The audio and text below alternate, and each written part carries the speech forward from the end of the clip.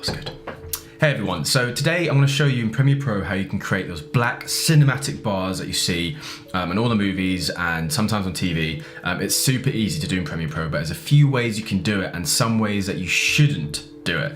Let's just jump straight in and I'll show you. All right, so here I have footage. This is a movie that I'm doing. It's ungraded.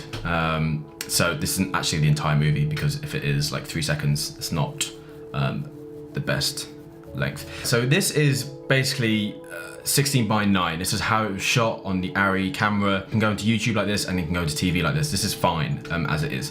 If you wanted to add black bars, there's a number of ways you can do it. Let's just kind of come off topic a little bit and talk about why this is all important. The reason why movies, Lord of the Rings, any action movies, the reason they use 2.35 or 2.39 aspect ratio is because the human eye sees roughly 2:1. Basically, we see twice as wide as we do high. That's why when we have movies which are shot at a 2.39 or 2.35 aspect ratio, which is actually a little bit wider than we're used to seeing, that's why we can get so immersed in it, because it's what we're most comfortable with. A popular way of doing it is to get a PNG from, Google. There's loads of websites. I'll put some in the description, but there's so many options you can get in terms of the aspect ratio. For example, I've got one here. I got it off a website which I will link in the description. So look, that's a really simple way, and people will say they're done.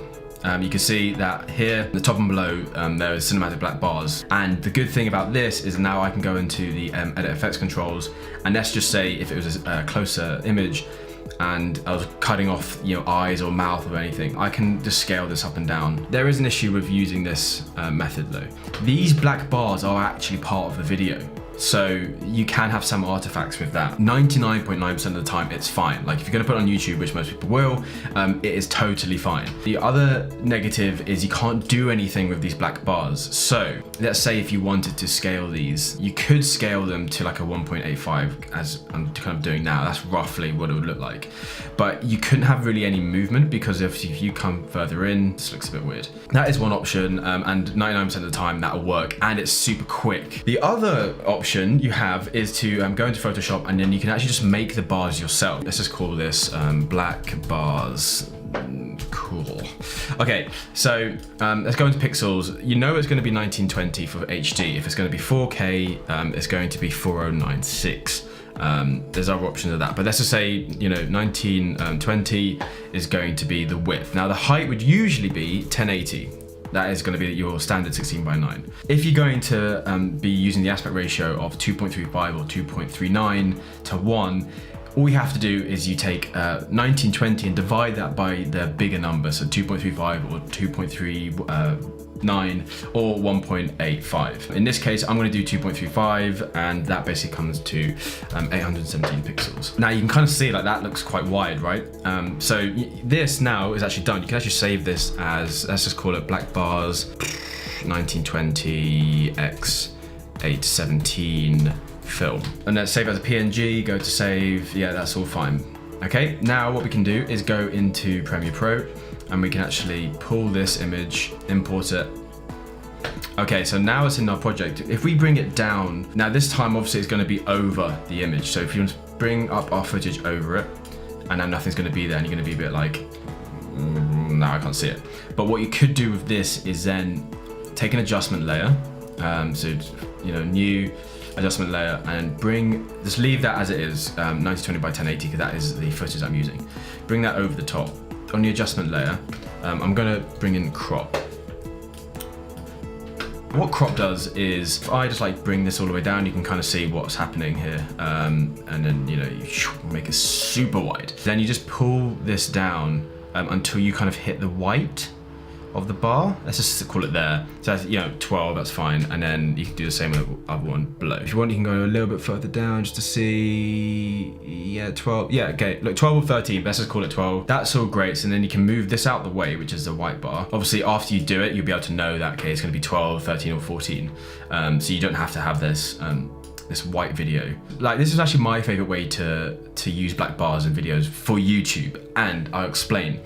If you're making a really cool video and you're going from like a vlog and it's just you around the city, and then like you want to cut like a really cool drone shot of that city. Instead of just having the cut from regular 16:9 and then cutting to like a 2.35 ratio, what you could do is you can kind of actually bring down the bars to music or to whatever. So for example, I'm gonna grab this adjustment layer which has the crop on it, and what I do is I actually turn on the markers for the top and the bottom, right, which have 12. So let me actually just put these at 0 to start off, and just for whatever reason I want to have it so, you know, when he turns his face, I want it then to become 12, right? All fun and games. So, but now if I play it, the bars are going to come down. I'll show you some examples of where I've used it, and I really like using it.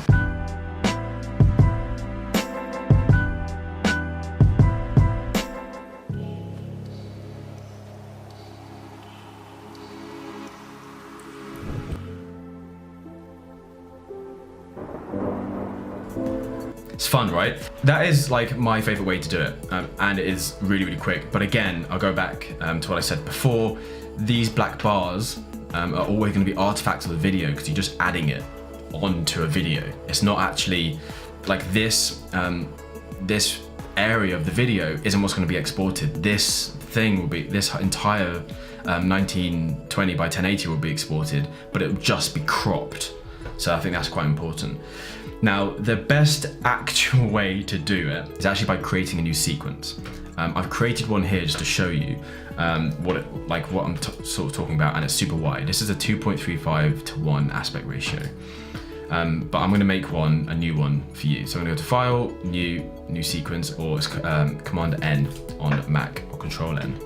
Let's just call this Cinematic 2.35. Okay, and then you're going to go to Settings. Now, remember before in Photoshop when we used 1920 by 817? This is basically the exact same within the frame size. So 817. Now what you can do is you can actually save this as a preset, and you can call it, you know, Uber Slick Cinematic. Probably don't call it this, but you could. Cinematic 2.35. Boom, okay, bam, custom, and you'll have it there. So every time you're shooting and you want to have something like this, you can just open it up straight away. Boom, I like it, there we go. So what we can do is we can go back and grab our footage. I'm not gonna grab the audio as well, we don't really need it just for this example. And then let's just put it here.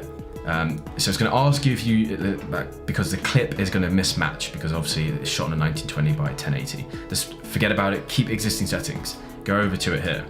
Now this is the proper way. As you can see, there's no black bars above or below. So when you export it, it's going to export exactly how it should be done. But what I could still do, because obviously picture the video is like behind all of here. I could still move it up and down. Now, what we should do here, let's just say like this is all good. So I'm just gonna go my up and down keys, boom, boom. That's gonna bring the in and out, and then I'm just gonna go Command M or Control M on a PC.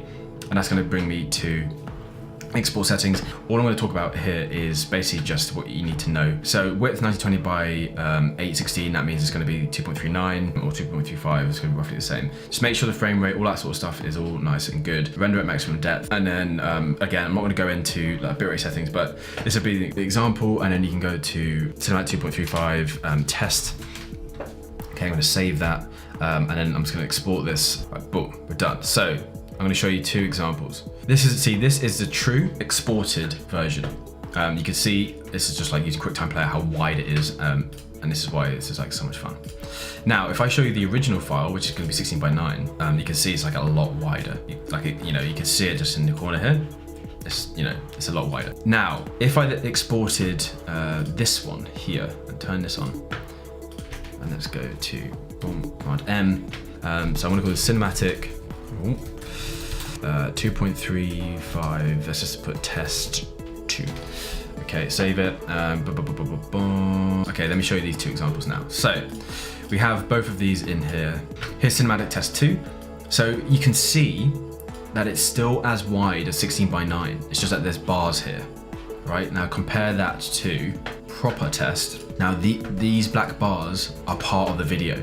So when you play these on some televisions or like sometimes on YouTube as well, if it's not wide enough, there's actually going to be black pillar boxes, which is going to be here, basically to the left and right of the video, because you just added on these black bars on the top. So if you're going to be handing it over to a client, or you're going to be playing it like a film festival, or you're going to be playing it broadcast television, anything like that, do it like this. Otherwise, just add black bars. And the good thing about doing that is, again, you can move around the black bars, or you can kind of go back to your sequence and actually just get rid of them completely if you just decide that you don't want them anymore for like the next video. And that is how you get cinematic black bars on the top and bottom of your video. This has been really long, and I'm really sorry. I don't usually do such long videos just for something which is so trivial and like really simple to explain. Look, thanks for watching the video, and I'll see you soon. You can subscribe and like and all that sort of stuff. I don't like asking for it, but just, you know, you do you. And I'll see you in the next video. Why is that dog barking again, man?